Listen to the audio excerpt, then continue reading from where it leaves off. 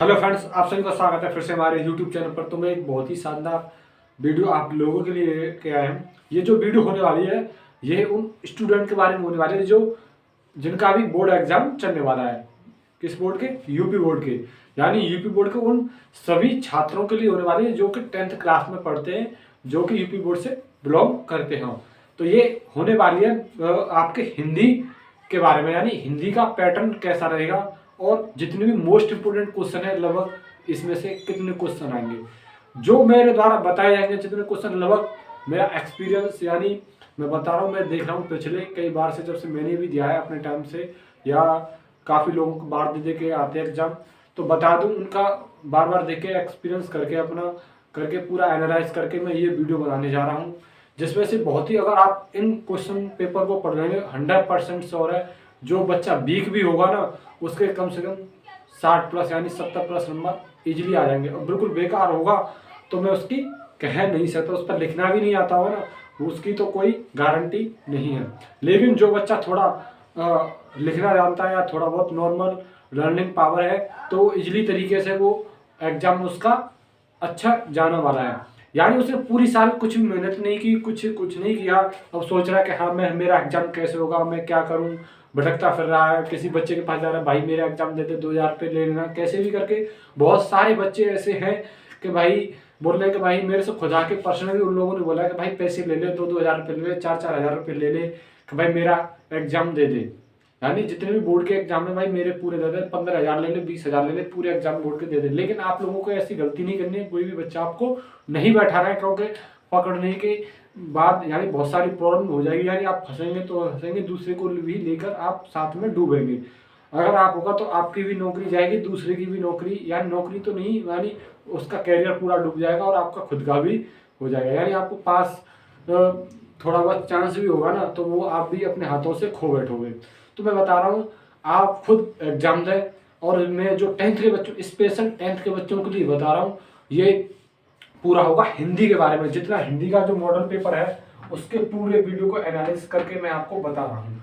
यानी most important question मैं आप लोगों के लिए बताऊंगा, क्या आप इसमें से तैयारी करें। जो किसी ने पूरी साल कुछ नहीं पढ़ा वो जाके मेरे क्वेश्चन पेपर को पढ़ ले, वो 100% श्योर है 70 प्लस नंबर ना आएगा तो मेरे से बात कर ले। अब बिल्कुल लिखना पढ़ना नहीं जानता तो उसकी तो कुछ मैं कह नहीं सकता। वीडियो थोड़ी लॉन्ग होगी लेकिन आप लोगों के लिए बहुत ही ज़्यादा फायदेमंद रहने वाली। यानी 10th जो बच्चे यूपी बोर्ड से हैं, एग्जाम आपके 16 तारीख से स्टार्ट होने वाले हैं, यानी 16 फरवरी से आपके एग्जाम स्टार्ट हो जाएंगे। तो मैं बता दूं आपको क्या क्या इसमें प्रिपरेशन करनी है। यानी हिंदी के बारे में आप लोगों के लिए बताने वाला हूँ, पूरा एनालाइज करके मैं आप लोगों को बताने वाला हूँ। तो मैं बता दूं, सबसे पहले आपको देखेंगे अवतार का ये जो है आपका पब्लिकेशन, अवतार का जो यूपी बोर्ड का जो मॉडल है आप सभी ये परचेज कर लें। यानी अवतार का जो मॉडल पेपर है बहुत ही अच्छा मॉडल पेपर है। इसमें से जो बच्चा वीक भी होता है वो इजीली इसमें से पढ़ के कर सकता है। पूरी बुक तो हो गई लेकिन इसमें से जो मोस्ट इंपोर्टेंट क्वेश्चन है मैं आप लोगों के लिए बताने वाला हूँ। यानी अवतार का अभी ले लें, पैटर्न चेंज भी हो चुका है तो अभी 2023 का अवतार का मॉडल पेपर जाके हिंदी का ले लें, मार्केट से इजिली आप लोगों के लिए मिल जाएगा। तो ये बात होगी हिंदी की। मैं सारे मॉडल पेपर के बारे में बताऊंगा, यानी मोस्ट इंपोर्टेंट क्वेश्चन के बारे में बताऊंगा, या क्या आपका पूरा पैटर्न इसमें आपका रहने वाला है। तो वीडियो को पूरा देखें, कोई भी वीडियो को स्किप नहीं करेगा। अगर इस वीडियो को कोई काटेगा तो वो अपना खुद का ही नुकसान करने वाला है इस वीडियो के अंतर्गत। ठीक है, ये तो बात होगी आप लोगों के लिए। लेकिन अब मैं बता दूं आपको क्या प्रिपरेशन करनी है। पूरे 70 आपका जो नंबर होता है, हाई स्कूल का जो थ्योरी का जो पेपर होता है 70 नंबर का होता है। 30 नंबर आपके प्रैक्टिकल के मिलते हैं। यानी 30 में से आपका कॉलेज के ऊपर डिपेंड आता है प्रैक्टिकल आपका कैसा रहा है, कॉलेज वाला आपको कैसे मार्किंग कर रहा है, तो उस हिसाब से आपको पूरा वो 30 नंबर मिलते हैं। 30 में से 30 भी देते हैं, 29 भी, 28 जो भी है आपका। लेकिन जो थ्योरी का जो पेपर है 70 में से आपके कम से कम मैं बता रहा हूँ 50 नंबर आप इजिली से प्राप्त कर सकते हैं। 70 में से, हाँ 50, 70 में से 50 नंबर। अब मैं बता रहा हूँ वो कैसे करने, लेकिन मैं जो बता रहा हूँ उन बातों को आप ध्यान में रखें। सबसे पहले मैं आपको एक बात बता दूं वीडियो स्टार्ट करने से पहले, जो बच्चे 10th की प्रिपरेशन कर रहे हैं जो यूपी बोर्ड से हैं, और बहुत सारे बच्चे हैं, बहुत सारे लोग होंगे जो स्टूडेंट होंगे जो 10th में हैं, यूपी बोर्ड से बिलोंग करते हैं, यानी यूपी बोर्ड से हैं, यूपी बोर्ड के छात्र हैं। वो जाएं अपने दोस्तों के साथ इस पूरे सेशन यानी इस पूरी वीडियो को शेयर करें, क्योंकि खुद का तो फायदा होगा, अपने दोस्तों का भी वो इस वीडियो को शेयर करके भला कर सकते हैं। तो मैं सबसे पहले बता दूं आप लोगों के लिए, जो आपका होता है जीवन परिचय से हम स्टार्ट कर लेते हैं। जीवन परिचय जो आपका होता है 4 नंबर का आपका जीवन परिचय होता है, यानी कितने नंबर का होता है, पूरा जो पेपर होता है आपका हिंदी का कितने नंबर का होता है, थ्योरी 70 नंबर की। आप लोगों को अच्छे से पता होगा, बहुत सारे लोगों को कुछ पता ही नहीं रहता, लेकिन जो 70 नंबर का है आपका थ्योरी का पेपर रहता है। अब मैं बात कर लेता हूँ सबसे पहले जीवन परिचय की। किसकी? जीवन परिचय की। ठीक है, तो जीवन परिचय में से आप किसका कराएंगे? जीवन परिचय उसमें आप सबसे मेन जो है आपका, एक तो आचार्य रामचंद्र शुक्ल, यानी आचार्य रामचंद्र शुक्ल का आप जीवन परिचय याद कर लें। यानी एक तो आचार्य रामचंद्र शुक्ल और एक डॉक्टर राजेंद्र प्रसाद। डॉक्टर राजेंद्र प्रसाद, तो ये आप 2 जीवन परिचय याद कर लें। यानी जो बच्चा 10th की प्रिपरेशन कर रहा है, वेरी इंपोर्टेंट है आपका। इन 2 जीवन परिचय में से 100% आपका एक जीवन परिचय आएगा, यानी 4 नंबर आपके ये हो गए। यानी 100% मैं श्योर हूं, बता सकता हूँ आचार्य रामचंद्र शुक्ल में से या डॉक्टर राजेंद्र, यानी ये होगी गद्य। 2 सेशन में आपका हिंदी डिवाइड होता है, एक तो गद्यों में होता है, एक पद्य में होता है। तो मैं बात कर रहा हूँ गद्य की। तो इसमें से आप डॉक्टर आचार्य रामचंद्र शुक्ल और डॉक्टर राजेंद्र प्रसाद का भी आप इसमें से जीवन परिचय याद कर लें। इजिली आप 2 तो आसानी से कर सकते हैं। बहुत सारे जीवन परिचय कई पार्ट हैं आपके, लेकिन आप आचार्य रामचंद्र शुक्ल और डॉक्टर राजेंद्र प्रसाद का जीवन परिचय याद कर लें। आपका 100% श्योर कह रहा हूं मैं, इसमें से आपका एक जरूर आएगा। 100% आपका एक जरूर आएगा, आप ध्यान में रख लें इस बात को। ठीक है, ये तो आपके 4 नंबर हो गए। अब मैं करूंगा पद्य की बात। पद्य में आपको मैं बता दूं, आप तो एक महादेवी वर्मा मोस्ट इंपोर्टेंट है। महादेवी, हर बार आपका महादेवी वर्मा का जरूर आता है।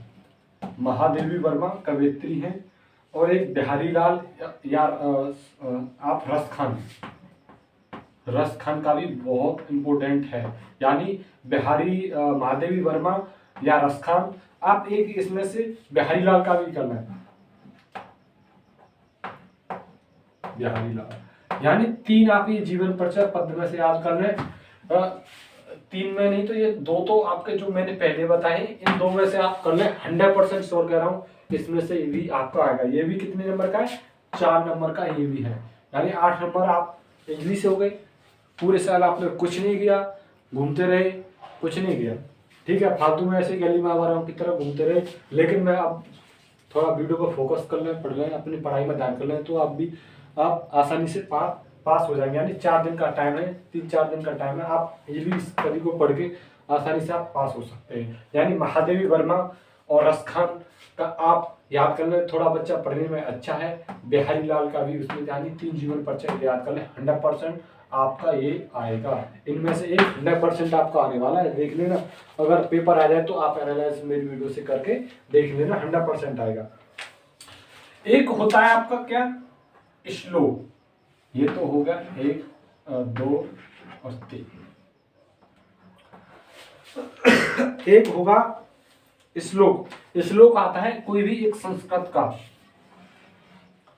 एक संस्कृत में से आप कोई भी एक श्लोक याद कर लें। अपनी संस्कृत इसमें से आएगा, संस्कृत में से कोई भी एक आप श्लोक याद कर लें। श्लोक आता है कितने नंबर का आता है? 2 नंबर का आता है। कोई भी आप इजली से कोई भी कर सकते हैं जो आपको अच्छा लगे। यानी 2 श्लोक याद कर लें, तो आप छोटे श्लोक होते हैं, आप कोई से भी 2 श्लोक याद कर लें, आपका 2 नंबर ये पक्का हो गए। जो तुमको अच्छा लगे, जो आपको सरल लगे, जितना भी आपको सरल लगे वो आप श्लोक याद कर लें। ठीक है, आपके ही लेकिन 10th में से होना चाहिए। ठीक है, ये हो गया आपका 3 पॉइंट। नंबर 4 पर चलते हैं। एक आता है आपके संस्कृत में पूछे जाते हैं, 2 क्वेश्चन पूछे जाते हैं। संस्कृत में से 2 क्वेश्चन पूछे जाएंगे, संस्कृत में उसके आंसर मांगेगा आपका। एक तो एक तो क्वेश्चन मैं बता दूं इम्पोर्टेंट है, हर बार देखा गया गीता, ये होता है गीता का संदेश, यानी गीता का क्या संदेश है। और एक होता है चंद्रशेखर की आशिक, यानी चंद्रशेखर ने क्या कहा था। मतलब इसका ये पूरा आपका 2 क्वेश्चन ये है, यानी ये भी कितने नंबर के हैं, 2-2 नंबर के, यानी 4 नंबर आपके ये हो गए। यानी संस्कृत में से थोड़ा पहले 2 चैप्टर है ना संस्कृत में से, यानी संस्कृत में से पहले 2 चैप्टर, यानी 2 चैप्टर आप याद कर लें, उन्हीं में से आपका श्लोक, उन्हीं से आप श्लोक याद कर लें, और चाहे आप उसमें से पूरा पढ़ लें 2 चैप्टर को, उसी में से आपका पूरा क्वेश्चन आ जाएगा और उसका हिंदी अनुवाद भी आ जाएगा। यानी 4 नंबर आपके ये हो गए। उसी में से आपका हिंदी अनुवाद आ जाएगा, उसी में से आपका क्वेश्चन आंसर आपके जरूर फंसेंगे 100%, आप देख सकते हैं। एक होता है रोला और एक होता है सोठा, ये 12th में भी पूछा जाता है। रोला और सोठा ये आपको 12th में भी पूछने को मिलेगा, लेकिन यहाँ बात 10th की हो रही है तो हम 10th की बात करेंगे। रोला और सोठा के ये होते हैं कितने नंबर के, 2 के, यानी 1-1 नंबर की होता है रोला और एक होता है सोठा। ये बहुत ही इजीली है, आप रोला और सोठा की श्योर है। ये तो पहले से हिंदी का जो पेपर होता है ना, पूरा पेपर 8 होता है हिंदी का, इसमें कोई दो राय नहीं है। आप थोड़ा सा अच्छे से पढ़ें और देखें तो आप आसानी से इस वीडियो पेपर को इजीली कर सकते हैं। यानी यूपी बोर्ड के जो 10th में पढ़ रहे हैं ये वीडियो उन लोगों के लिए है। तो बता दूं, एक तो रोला होता है, एक रोला की परिभाषा, एक सोठा। सोठा की परिभाषा आप याद कर लें तो आपको ये कितने हो गए, 2 नंबर, यानी ये दोनों आएंगी 1 नंबर की आपकी ये आने वाली है। और आपका अनुवाद पूछेगा संस्कृत में। मैंने पहले बोला था आप पहले 2 से 3 चैप्टर, यानी पहला चैप्टर या दूसरा चैप्टर और तीसरा चैप्टर, यानी पहले 3 चैप्टर आप याद कर लें संस्कृत के, उन्हीं में से तो आपका अनुवाद करने के लिए आ जाएगा, उन्हीं में से आपका संस्कृत करने के क्वेश्चन के वगैरह आ जाएगा, उसी में से आपका संस्कृत में अनुवाद करा लेगा। ये श्योर है आपके, इसमें से कम 6 ये आपका आंसर हो जाएंगे, यानी 10 नंबर का इसमें से आपका संस्कृत के पहले 3 चैप्टर में से फंस गया। यानी कितने का हुआ, 4 4 8 और 2 10, 4 10 और 20 और 4 24 और 2 26 नंबर का तो आपका पेपर यही हो गया। यानी 30 नंबर आपको प्रैक्टिकल में मिलते हैं और 26 ये हो गए, कितने हो गए 30 और 56 नंबर तो आपको आसानी से यहीं से भी आप पास हो गए। लेकिन मैं आपको पूरा पेपर बताने वाला हूं तो आप वहां से वीडियो के अंत तक डटे रहें। हाँ, निबंध की बात करें, ये बहुत इंपोर्टेंट होने वाला है। निबंध जो होता है आपका, निबंध की बात करूं मैं, निबंध जो होता है वेरी इंपोर्टेंट आपका होता है, वेरी इंपोर्टेंट। मैं बता दूं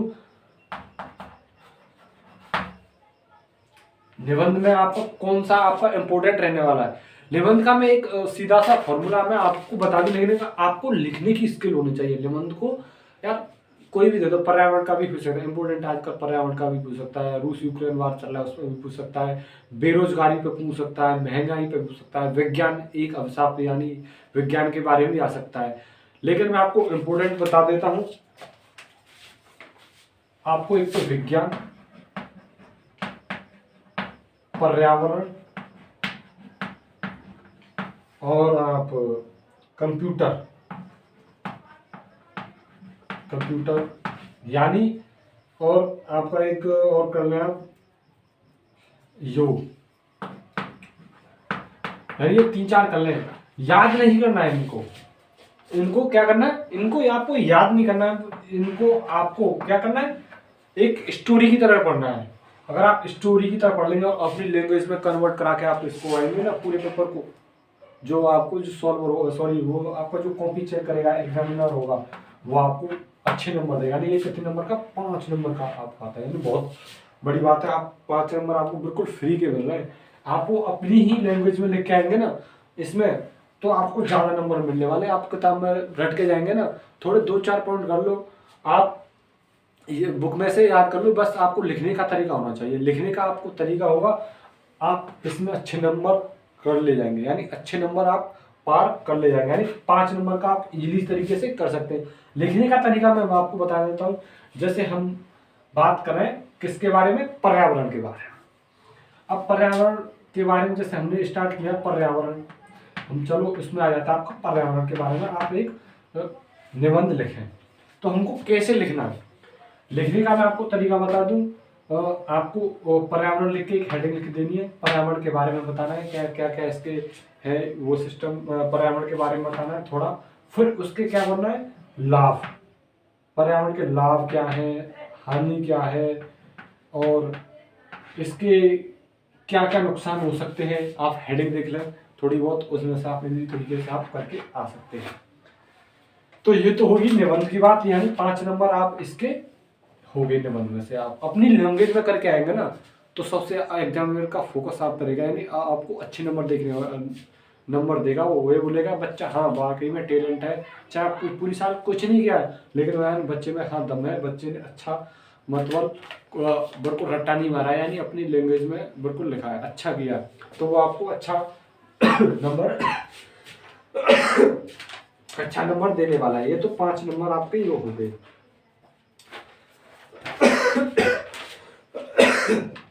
अब मैं बता दूं और एक आपका बहुत इंपॉर्टेंट क्वेश्चन रहने वाला है, यानी 6 पॉइंट तो ये हो गए, यानी लगभग आपके 10 पॉइंट 10-12 पॉइंट आपके इसमें रहने वाले हैं। अब मैं आपको एक बता देता हूँ, ये आपको 10th में भी आता है और 12th बोर्ड में भी आता है, यानी यूपी बोर्ड के हर बार आता है, इसका तो है ही कन्फर्म है, ये सो आएगा ही आएगा। जैसे ये सोठा रोला का आएगा ही आएगा, 100% श्योर है कि सोठा आएगा, रोला आएगा, 100% श्योर है, आएगा ही आएगा एकदम, बोल ना फिक्स आउट, जैसे हम बोल देते हैं पेपर आउट हो गया, वो ऐसे ही है, सोठा आएगा, रोला 100% आएगा, ये आता ही आता है। और ऐसे ही ये है, इसमें पर क्या है आपका कर्ण का खंड काव्य आता है, खंड काव्य, यानी ये अपने जो होते हैं ना, जो आपने जो इसमें बहुत सारे खंड काव्य दिए होंगे, इसमें से आपको बहुत सारे खंड काव्य दिए गए होंगे, लेकिन आपको क्या करके आना, आप यूपीसी बोर्ड से या बिलोंग करते हो, उत्तर प्रदेश बिलोंग करते हो, आपको कर्ण खंड काव्य करके आनी। इसके कितने सर्ग होते हैं, कर्ण खंड काव्य के 7 सर्ग होते हैं। यानी अगर आपने महाभारत देखा होगा ना, जो बच्चे महाभारत देखते हैं वो इजिली तरीके से बस पहली पहली हेडिंग देख के चले जाए, यानी पहला सर्ग, द्वितीय सर्ग, तृतीय सर्ग, चौथी सर्ग, वो इजिली इसी तरीके से। यार लॉकडाउन में तो आपने पूरा महाभारत और रामायण देखी होगी, तब भी आप करके आ सकते हैं, यानी थोड़ा आप हेडिंग में देख लें, बस थोड़ा पहली पहली हेडिंग कि इसमें प्रथम सर्ग में क्या हुआ था, सेकंड द्वितीय सर्ग में क्या हुआ था, तो बस ये देख लें, फिर उसी हिसाब से अपने माइंड रीडिंग करके आप इजीली तरीके से आप करके आ सकते हैं।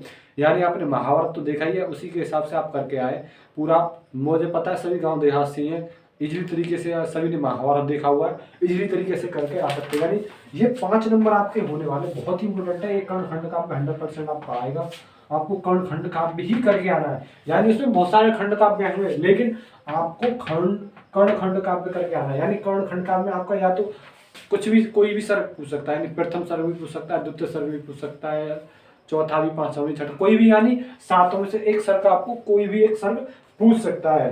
आपको 7 में से 7 सर्ग याद करने, लेकिन आपको 7 सर्ग याद करने, लेकिन जैसे इसमें पूछा गया है कर्ण खंड काव्य के आधार पर कर्ण की वीरता का वर्णन कीजिए, तो कर्ण की वीरता का वर्णन आप कर सकते हैं। कर्ण एक महान योद्धा था और उसके बारे में आप लिख सकते हैं। कर्ण काव्य के 6ठे सर्ग की कथा अपने शब्दों में लिखी, यानी आपको ये बहुत इंपॉर्टेंट होने वाला, आप देख सकते हैं कर्ण खंड काव्य के 6ठे सर्ग की कथा अपने शब्दों में लिखी, यानी जो अपने शब्द में लिखोगे ना, महाभारत आपने देखा तो इजी आप अच्छे नंबर आप यहाँ से ले जाओगे एग्जाम को दबा के। यानी एग्जाम आपकी राइटिंग स्किल अच्छी है ना हिंदी में, अगर आपकी राइटिंग स्किल अच्छी है, हेडिंग बना के लिख रहे हो, तो आपको इसी तरीके से यहाँ से नंबर प्राप्त कर सकते हो। बहुत ही ये 5 नंबर, ये हिंदी तो पूरी पेपर जो है ना, हिंदी का पेपर है पूरा आउट रहता है यार, सिलेबस पूरा हिंदी का आउट रहता है, बस आपको थोड़ा याद होना चाहिए। ठीक है, 5 नंबर ये आपके हो गए। अब मैं बात करता हूँ, हाँ मैं बात करूंगा गद्य की और पद्य की। जो 3 स्टोरी जो मैंने बताई थी, यानी 3 ये बताए थे आपको, आचार्य रामचंद्र शुक्ल और डॉक्टर राजेंद्र प्रसाद का आपका 100% फंस जाएगा। लेकिन अगर पहले जो 3 चैप्टर हैं गद्य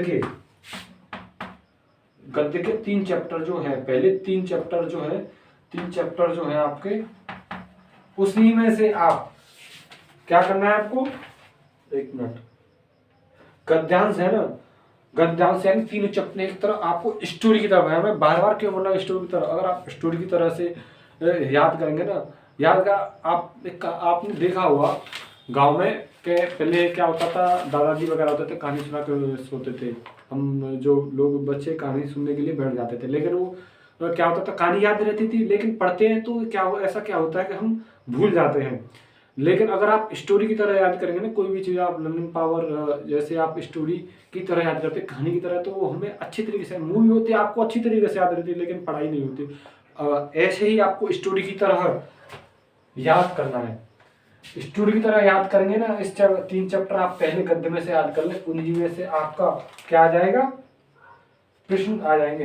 पर प्रश्न के गद्यांशों में से आपका प्रश्न क्या बोलते हैं, संदर्भ भी पूछ लेगा, और आपका गद्यांश भी पूछ लेगा, और व्याख्या भी पूछ लेगा। उसमें से क्वेश्चन, यानी पहले 3 चैप्टर आप गद्य से याद कर ले, पहले 3 मोस्ट इंपोर्टेंट है, आपका मोस्ट इंपोर्टेंट है पहले 3 चैप्टर, जितने भी पहले 3 चैप्टर क्या क्या नाम, मित्रता वगैरह जो भी 3 चैप्टर है पहले, उसमें से आप याद कर ले, हिंदी के किसके, गद्य के। ये भी आपके मोस्ट इंपोर्टेंट है, यानी पहले 3 चैप्टर में से आपका ही तो जीवन परिचय फंस जाएगा, क्वेश्चन 100% आ जाएंगे उसमें से आपको।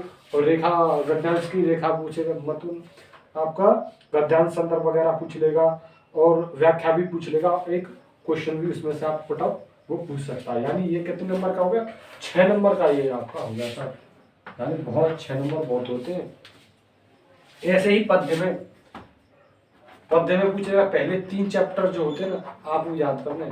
पहले 3 चैप्टर से कविता होती है, कविता का आप थोड़ा सा अर्थ करना जानते हैं ना, वर्ड को तोड़ के, जैसे होता है ना संस्कृत में जैसे वर्ड को तोड़ देते हैं, स्कूल में जैसे आपको विद्यालय धन प्लस आलय, जैसे बोर्ड के, अगर आपको थोड़ा सा स्किल भी है, थोड़ा बहुत नॉलेज है वर्ड को तोड़ने की, तो आप इसको इजली तरीके से कर सकते हैं। यानी 3 चैप्टर में से आप निकल लें, आपको उसकी कविता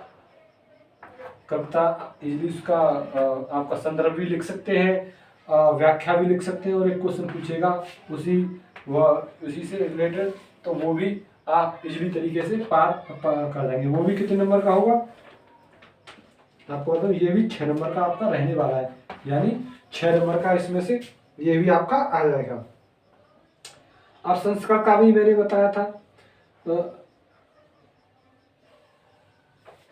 संस्कृत का भी यही सेम है, पहले 2 चैप्टर, यानी पहले 3 चैप्टर, सॉरी, गद्य पद्य और संस्कृत के पहले जो 3 चैप्टर है ना, उसी में से तो आपका जीवन पर जाएगा, उसी में से आपको क्वेश्चन आ जाएंगे। आपको कोई नहीं पढ़ना है, मिला के देख लेना, मेरे वीडियो से मिला के मैंने क्या बोला था, उसी में से 100% आना है ना, तो मैं बता रहा हूँ, वीडियो को डिलीट कर, अपना यूट्यूब पर वीडियो भी बनाना छोड़ दूंगा, ठीक है। 100% आपका इसमें से आने वाला है, 3 चैप्टर में से ही आएगा। इसका कितने, संस्कृत का कितने नंबर का आता है, 4 का, पहले 3 इसमें से करना है, 12 4 16 नंबर, तो ये आपको यहीं बैठे हुए, ज़्यादा नहीं करना आपको, पहले 3 चैप्टर करने और एक स्टोरी की तरह पढ़ेंगे ना, तो आप अच्छे तरीके से करके आ सकते हैं। ये हो गया आपका।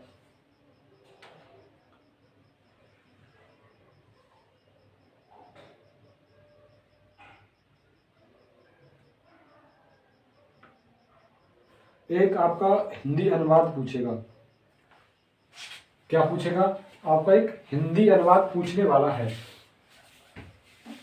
अब आपको हिंदी अनुवाद में आप क्या बताएंगे, एक मिनट,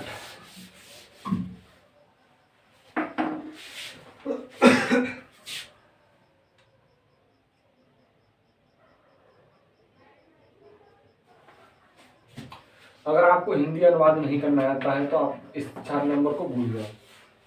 अगर आपको हिंदी अनुवाद नहीं करना आता है तो आप इन 4 नंबरों को भूल जाए। थोड़ा बहुत आपको याद होना चाहिए, थोड़ा, अगर पूरी साल आपने मेहनत की है तो बच्चे तो इजीली तरीके से इसमें पास हो जाएंगे। पूरा पेपर इसका हिंदी का जो रहता है आउट रहता है, मैंने आपको पहले भी बता दिया, मैं आपको बता दूं। 4 नंबर का आपका हिंदी अनुवाद होगा, संदर्भ सहित इसमें से आपका पूछेगा। संस्कृत का मैंने बता दिया है, आपका कर लें। 4 नंबर पहले 3 चैप्टर याद कर लें, पहले 3 चैप्टर में से आपका पूरा पूछने वाला है, यानी 4 नंबर आपके ये हो गए। यानी संस्कृत के 3 चैप्टर, संस्कृत के 3 चैप्टर, मैं आपको एक बार बता दें, संस्कृत के पहले 3 चैप्टर, हिंदी हिंदी की तो बात हो रही है, हिंदी गद्य के 3 चैप्टर और पद्य के भी 3 चैप्टर पहले, इनमें से याद करना वेरी इंपोर्टेंट आपके ये 3 चैप्टर रहने वाले हैं। किसमें? हिंदी में वेरी इंपोर्टेंट है। इसी में से आपका जीवन परिचय फंसने वाला है, इसी में से आपका पूछ लेगा, हिंदी अनुवाद पूछ लेगा, और इसी में से आपका क्या पूछ लेगा, इसी में से आपका जीवन परिचय पूछ लेगा जी। लेकिन मैंने आपको पहले ही बताया था जीवन परिचय, आप दो जीवन परिचय मैंने आपको बताया था इंपोर्टेंट 100% आएंगे। वो जो जीवन परिचय याद करना वो आपको 100% एक आपको जरूर मिलने वाला, दो में से, यानी दोनों ही मिल सकते हैं या एक भी मिलेगा, एक तो जरूर मिलेगा दो में से जो मैंने आपको बताया। ये तो हो गया आपका पूरा पेपर। अब ये इसमें से 10 से 15 क्वेश्चन आपके 1 बाई 1 पूछने वाला, एक एक नंबर के, आप इसमें से आपको वो आप पढ़ के जा सकते हैं। इनकी मैं कुछ नहीं करने वाले, यानी जो 60 नंबर का पेपर है मैंने आपको पूरा बता दिया है। 10 नंबर जो आपके होते हैं, एक एक नंबर के कहीं से भी वो आप पूछ सकता, पूरी किताब बुक में से एक एक नंबर के क्वेश्चन आते हैं। जैसे आपको हो गया, उसने कहा था किस विधा की रचना, कोई भी एक रचना के बारे में पूछ सकता है। पर्दा कहानी के रचनाकार कौन थे, लहरों के राजहंस नाटक के लेखक कौन है, अंधकार और प्रकाश एकांकी के रचनाकार हैं, गीतावली के कवि का नाम क्या है। यानी अगर पहले 3 चैप्टर में करना है तो आप लोग ये भी कर सकते हैं। यानी आप 60 नंबर का तो पेपर मैंने आपको इजी तरीके से बता दिया, और 60 + 30 ये आपके 30 नंबर दे देता है। यानी 60 में से आप 50 का स्कोर कर लेते हैं, 30 नंबर आपको प्रैक्टिकल के मिल जाते हैं, तो आपको कितने 80 नंबर, यानी बहुत अच्छे नंबर होते हैं। 4 दिन में आप 80 नंबर कर लेना तो बहुत अच्छी बात होगी आप लोगों के लिए। ये पूरी वीडियो जो मैंने आपको बता दी है पूरी, यानी हिंदी के पेपर मॉडल के बारे में आपको बता दिया, यानी कि आपको क्या क्या करना है और आपके मोस्ट इम्पोर्टेंट क्या क्या क्वेश्चन रहने वाले हैं। यानी 60 नंबर का पेपर मैंने आपको बता दिया है। 70 नंबर का पेपर आता है थ्योरी, 30 नंबर आपके प्रैक्टिकल के होते हैं, 100 नंबर का पूरा आपका पेपर रहता है। यानी 70 नंबर का आपका पेपर आएगा थ्योरी का, और 30 नंबर आपको प्रैक्टिकल के मिलते हैं। इस वजह से आपका पूरा जो पेपर होता है 100 नंबर का आपका पेपर होता है। बहुत से लोगों को ये भी नहीं मालूम होगा। ये तो बात होगी पूरे इस हिंदी से रिलेटेड। अगर जो कोई भी छात्र, अगर आप जो वीडियो देख रहे हैं और आपका कोई भी मित्र 10th में है जो यूपी बोर्ड से बिलोंग करता है, यानी यूपी बोर्ड के तैयारी कर रहा है, यानी यूपी बोर्ड में है, 10th में है, की बार 2023 में, उस आपको पता होगा यूपी बोर्ड में 16 तारीख से इसके एग्जाम स्टार्ट होने वाले हैं।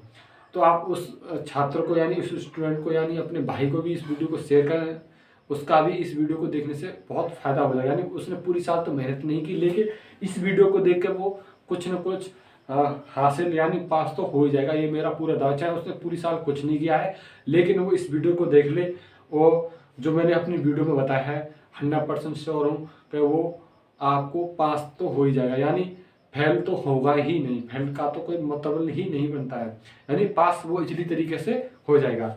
वो वीडियो को जाके देख ले, वीडियो को दोस्तों के साथ जरूर शेयर करें। अगर आप हमारे यूट्यूब चैनल पर नए बने हैं तो हमारे चैनल को सब्सक्राइब ना करना भूलें, साथ ही बेल आइकन दबाएं। अगर वीडियो अच्छी लगी हो तो दोस्तों के साथ शेयर करना ना भूलें। आगे मैं आपको ऐसे ही मॉडल, यानी जितनी भी आपको यूपी बोर्ड के 10th के एग्जाम के बारे में आपको बताता रहूँगा। आप मेरे यूट्यूब चैनल को सब्सक्राइब जरूर कर लें और साथ ही बेल आइकन दबाएं, ताकि वीडियो का नोटिफिकेशन सबसे पहले आपके पास पहुँचे। तो मिलते हैं अगली वीडियो में, तब तक के लिए जय हिंद।